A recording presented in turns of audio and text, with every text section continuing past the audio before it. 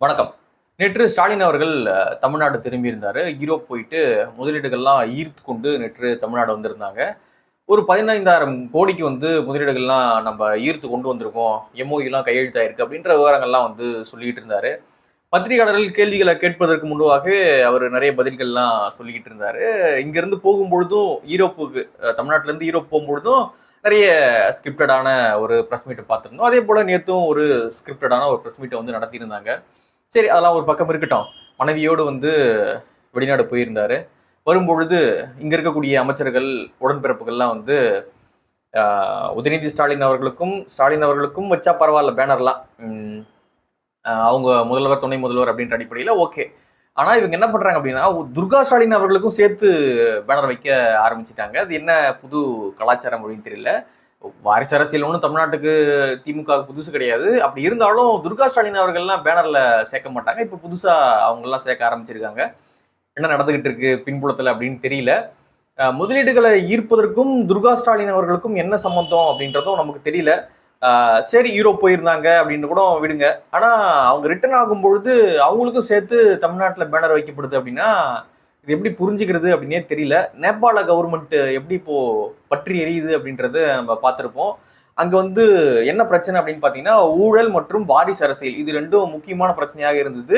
இது உள்ள அப்படியே கணிஞ்சுக்கிட்டே இருந்தது. இப்பொழுது பெரிய பூகம்பமாக வெடிச்சிருக்கு அப்படின்றத நம்ம பார்த்துக்கிட்டு இருக்கோம். பல அரசுகள் வாரிசுகளால கவிழ்ந்திருக்கு. ஓகே, இது வரலாறு. இது தொடர்பாக நம்ம வீடியோவும் போட்டிருக்கோம். அந்த லிங்கை கீழே கமெண்ட்ல தரேன், நீங்க போய் பாருங்க. நேபாள இந்த கிரைசிஸ் குறித்து நம்ம பேசியிருக்கோம். சரி, இது ஒரு பக்கம் இருக்க. இன்னொரு பக்கம் இந்த கவர்மெண்ட் ஒரு விளம்பர மாடல் அரசு அப்படின்னு தொடர்ச்சியாக எதிர்க்கட்சி தலைவர் திரு எடப்பாடி பழனிசாமி அவர்கள் குற்றச்சாட்டை முன் வச்சுக்கிட்டே இருக்காரு. அவர் மட்டும் இல்ல, நிறைய பேர் சொல்றாங்க விளம்பரம் மட்டும் தான் நடக்குது. இந்த போக்கிரி படத்துல ஒரு காமெடி வரும். ஏன்னா வாய் மட்டும் வேலை செய்யுது, மற்றதெல்லாம் அப்படியே இருக்கே அப்படின்ற மாதிரி வெறும் விளம்பரம் மட்டும் தான் நடந்துகிட்டு இருக்கே தவிர ஆக்கப்பூர்வமா என்ன நடந்துகிட்டு இருக்கு அப்படின்னு பாத்தீங்கன்னா அது ஜீரோல தான் நிக்குது. இவங்க இந்த முதலீடுகள் மட்டும் கிடையாது, இது போல நிறைய முதலீடுகளை ஈர்ப்பதற்காக வெளிநாடு பயணம் செய்திருக்காரு. சிங்கப்பூர் போயிருந்தாரு, அது போல ஜப்பான் போயிருந்தாரு. நிறைய பயணங்களை மேற்கொண்டிருந்தாங்க. துபாய் போயிருந்தாங்க திரு ஸ்டாலின் அவர்கள். இப்பொழுது ஈரோப் போயிட்டு வந்திருக்காங்க. இவ்வளவு வெளிநாட்டு பயணங்களை மேற்கொண்டிருக்கீங்களே, ஒரு வெள்ளை அறிக்கை கொடுங்கயா. எவ்வளவு முதலீடுகள் வந்திருக்கு, எவ்வளவு ப்ராசஸிங்ல இருக்கு, எவ்வளவு பேருக்கு இதன் மூலியமாக வேலை வாய்ப்புகள் கிடைச்சிருக்கு, தமிழ்நாடு அரசு வருமானம் எவ்வளவு வந்திருக்கு, இதெல்லாம் ஒரு வெள்ளை அறிக்கையா கொடுங்கயா. நீங்க சொல்ற விவரங்கள்லாம் ரொம்ப ரொம்ப தரவுகளோடு பார்ப்போம் இல்லையா, ஆனால் நீங்க கொஞ்சம் வெள்ளை அறிக்கை கொடுங்கயா அப்படின்னு கேட்கும்பொழுது அவர் சொல்றாரு, வெள்ளை அறிக்கை கொடுக்குற பழக்கம் நமக்கு கிடையாது அப்படின்றாரு. ஆனா இவர் எதிர்கட்சியா இருக்கும்பொழுது வெள்ளை அறிக்கை எல்லாம் கேட்டிருப்பாரு. ஆனா நம்ம இப்பொழுது வெள்ளை அறிக்கை கேட்கிறோம், எதிர்கட்சி தலைவர் எல்லாம் வெள்ளை அறிக்கை கேட்கறாங்க அப்படின்னு பாத்தீங்கன்னா, இப்பொழுது நாங்க வெள்ளை அறிக்கை கொடுக்குற பழக்கம் இல்ல அப்படின்னு சொல்றாரு. வேற என்ன பழக்கம் தான் இருக்கு, வேற என்ன பழக்கம் இருக்கு அப்படின்னு சரி, நீங்க அதெல்லாம் கமெண்ட்ல சொல்லுங்க. வெள்ளை அறிக்கைலாம் நாங்க கொடுக்க மாட்டோம் அப்படின்னு நழுவிட்டு போறாங்க. எடப்பாடி பழனிசாமி அவர்கள் இது தொடர்பாக ஒரு பெரிய அறிக்கையை இப்பொழுது வெளியிட்டிருக்காரு. 5 முறை வெளிநாட்டு பயணங்கள், முதலீட்டாளர் மாநாடு என்று எவ்வளவு புரிந்துணர்வு ஒப்பந்தங்கள் போடப்பட்டது, எவ்வளவு முதலீடுகள் பெற்றுள்ளோம், எவ்வளவு தொழில்கள் துவங்கப்பட்டுள்ளன, எவ்வளவு இளைஞர்களுக்கு வேலைவாய்ப்பு வழங்கப்பட்டன என்பதை தைரியமாக தமிழக தொழில்துறை இணையதளத்திலோ அல்லது தமிழ்நாடு முதலீடு வழிகாட்டி நிறுவனத்தின் இணையதளத்திலோ வெளிப்படையாக ஏன் வெளியிடுவதில்லை? அதை விட்டுவிட்டு எக்ஸ் தளத்தில் தொழில்துறை மந்திரியும் பொம்மை முதலமைச்சரும் தொடர்ந்து வெற்று விளம்பரம் தேடுவது இந்த அரசு ஒரு பொய் பித்தலாட்ட அரசு என்பதை உறுதி செய்கிறது அப்படின்னு நிறைய விஷயங்கள் சொல்லியிருக்காரு. நிறைய டேட்டாஸ் அதில் கொடுத்திருக்காரு.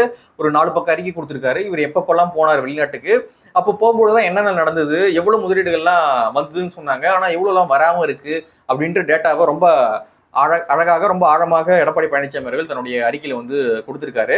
வெளிநாடு போறாங்க, வெளிநாட்டு போயிட்டு வரும்பொழுது அவ்வளவு விளம்பரம், வெளிநாட்டுக்கு போகும்போது அவ்வளவு விளம்பரம், அங்க இருக்கும்பொழுது அவ்வளவு விளம்பரம், எவ்வளவு விளம்பரத்தை மக்களுடைய வரிப்பணத்தை வீணாக்குவாங்க அப்படின்னு தெரியல. சரி, ஏதோ வீணாக்கிட்டு போங்க, ஆனா அது உருப்படியா பிரயோஜனமா வீணாகுதா அப்படின்னு கேட்டீங்கன்னா அதுவும் கிடையாது. ஏதோ ஆத்துல போட்ட சக்கரை மாதிரி, எதுக்கு போட்டோம், என்னத்துக்கு போட்டோம், அதையேண்டா ஆத்துல போட்டீங்க அப்படின்ற கதையா இந்த கணக்கா மக்களுடைய வரிப்பணம்லாம் பாழாயிட்டு இருக்கு. சரி, அது ஒரு பக்கம் தொலைஞ்சு போகுது. இன்னொரு பக்கம் பாத்தீங்கன்னா இந்த முதலீடு ஈர்ப்பு அப்படின்னு நடத்தப்படுற நாடகம் இருக்கு இல்லையா, அது பெரிய நாடகம். அது தமிழ்நாட்டுல இருந்து இவங்களே பண்ணலாம். சரி, வெளிநாடு போறாங்க, போயிட்டு வந்தாச்சு ப்ராப்பரா அது பண்றாங்களா அப்படின்னு கேட்டீங்கன்னா ப்ராப்பரா எதுவும் வர்றதும் இல்லை. சரி, இது பக்கம் இருக்கட்டும். இன்னொரு பக்கம் பாத்தீங்கன்னா இந்த உங்களுடன் ஸ்டாலின், அப்புறம் இந்த மாதிரி ஸ்டாலின் பேர் வச்சு நிறைய திட்டங்கள்லாம் இம்ப்ளிமெண்ட் பண்ணாங்க. அது என்ன லட்சணத்துல போயிட்டு இருக்கு அப்படின்னு யாருக்காவது தெரியுமா?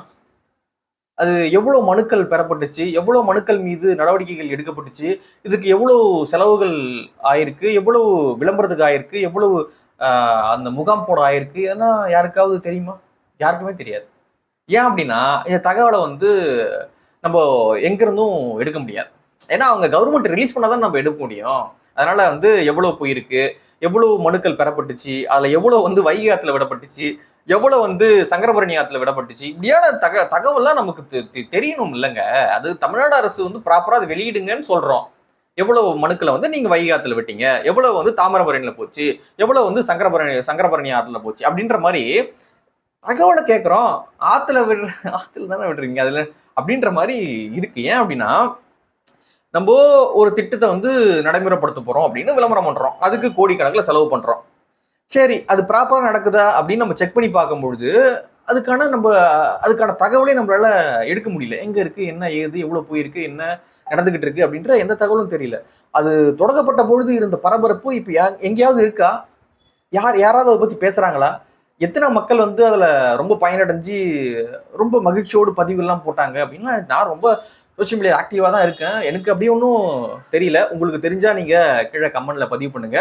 அதே போல வந்து இந்த மகளிர் உரிமை தொகை கிட்டத்தட்ட ஒரு 5 லட்சம் பேருக்கு வந்து விண்ணப்பம் கொடுத்தும் வராம இருந்தது. அவங்களாம் தகுதியுடைய பெண்கள்னு இவங்க வந்து அங்கீகரிச்சுட்டாங்க. ஆனாலுமே அவங்களுக்கு வந்து வராம இருந்தது. இப்போ எலெக்ஷன் வருது. இன்னமும் அவங்களுக்கு அந்த அமௌண்ட் ஆனது போகாம இருக்கு. ஆட்சியும் முடிய போகுது. இப்படியாக இந்த திட்டமானது போயிட்டு இருக்கு. இப்படி போயிட்டு இருக்கும்பொழுது நாங்க அதை பண்ணிட்டோம், இதை பண்ணிட்டோம் அப்படின்னு சொல்லிட்டு நாளுக்கு நாள் விளம்பரம். இதுல வந்து துர்கா ஸ்டாலின் அம்மையாருக்கும் விளம்பரம். யாரு பணம், எமௌண்ட் காசு, என்னடா பண்ணிக்கிட்டு இருக்கீங்க அப்படின்ற மாதிரி இருக்கு. கேட்டா வந்து யூபிஏ பாடுறா, அங்க பாடுறா, தமிழ்நாட்டுல அது இது என்னென்னமோ கதையை விட்டுக்கிட்டு இருக்காங்க. நமக்கும் பேசி பேசி வந்து ரொம்ப கண்ணை கட்டுது. உருப்படியாக இந்த கவர்மெண்ட்ல என்ன திட்டம் வந்து இம்ப்ளிமெண்ட் பண்ணப்பட்டுச்சு அப்படின்னு உங்களுக்கு தெரிஞ்சா நீங்க கீழே கமெண்ட்ல பதிவு பண்ணுங்க. எனக்கு அப்படி தெரியல. அது தொடங்கும் பொழுது பெரிய பூம் பண்ணி தொடங்குறாங்க. பல கோடி அதுக்கு வந்து செலவு பண்றாங்க. மக்கள் வரி பணத்தை வந்து வீணாக்குறாங்க. அவங்களுக்கு தேவைப்பட்ட சேனல்லாம் வந்து விளம்பரத்தை கொடுக்குறாங்க. அவ்வளவு கோடிக்கணக்கான வரிப்பணமானது வீணாகுது. சரி, போய் தொலையுது. உருப்படியாக அது ஏன்னா இருக்குதா, அதுக்கு ஏன்னா நடக்குதா, அதுக்கு ஏன்னா வந்து ரிசல்ட் வருதா அப்படின்னு பாத்தீங்கன்னா அதுவும் வந்தபாடு இல்லை. ஸோ இப்படிதான் இருக்கு. வெளிநாட்டுக்கு போறாங்க, எங்கங்க வெள்ளை அறிக்கை கொடுங்க, எவ்வளவு வந்திருக்கு என்னன்னு கேட்டா ஒன்றும் காணோம். உங்களுடன் ஸ்டாலின் அப்படின்றாங்க. சரிங்க, எவ்வளவு மனுக்களை வாங்கினீங்க, எவ்வளவு வந்து தீர்வு பெறப்பட்டிருக்கு, இதுக்கு எவ்வளவு செலவு பண்ணிருக்கீங்கன்னு டேட்டா கொடுங்க, அதெல்லாம் இல்லை அப்படின்றாங்க.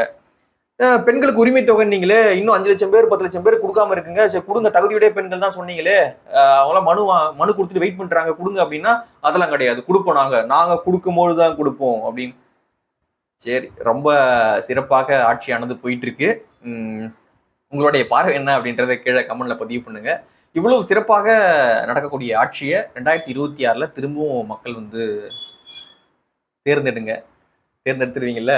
தேர்ந்தெடுப்பீங்க அப்படின்னா கீழே கமெண்ட்ல தேர்ந்தெடுப்போம் அப்படின்னு வந்து பதிவு பண்ணுங்க. நன்றி.